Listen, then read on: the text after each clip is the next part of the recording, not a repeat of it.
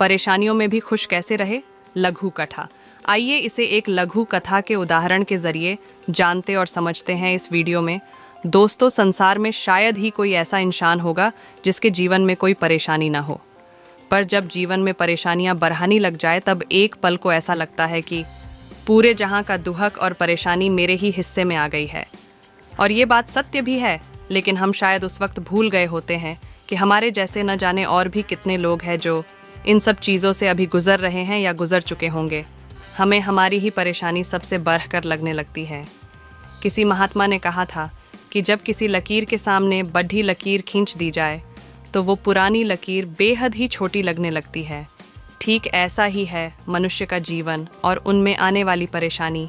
एक बार एक दुखी व्यक्ति जो बेहद धनवान तो था, पर अपने जीवन से बेहद उदास और अपने जीवन के दुखों से परेशान था, उसे जब महात्मा बुद्ध के बारे में पता चला तो वह महात्मा बुद्ध के पास गया और उनके कदमों में गिरकर बोला, हे महात्मन, मैं अपनी ज़िंदगी की समस्याओं और परेशानियों से तंग आ गया हूँ।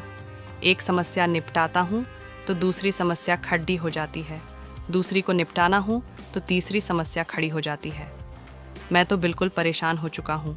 मैंने सुना है कि आप महाज्ञानी और ईश्वर के अंश हैं, इसलिए मैं आपके पास आया हूँ। अब आप ही कोई ऐसा उपाय बताइए जिससे मेरी सारी समस्याएं बिल्कुल समाप्त हो जाएं। महात्मा बुद्ध बोले, ठीक है, उपाय तो मैं बता दूंगा, परंतु अभी नहीं। मैं तुम्हें उपाय कल बताऊंगा, थोड़ा इंतज़ार करो। महात्मा बुद्ध ने कहा कि मेरी एक शर्त है, और वह यह कि तुम्हें आज रात मेरे ऊँटों के बसेरे में पहरा देना होगा, और जब सभी ऊँट बैठ जाए तो तुम भी सो जाना। मगर ध्यान रहे, जब तक एक भी ऊँट खड़ा रहे सोना मत। वह व्यक्ति बोला, ठीक है।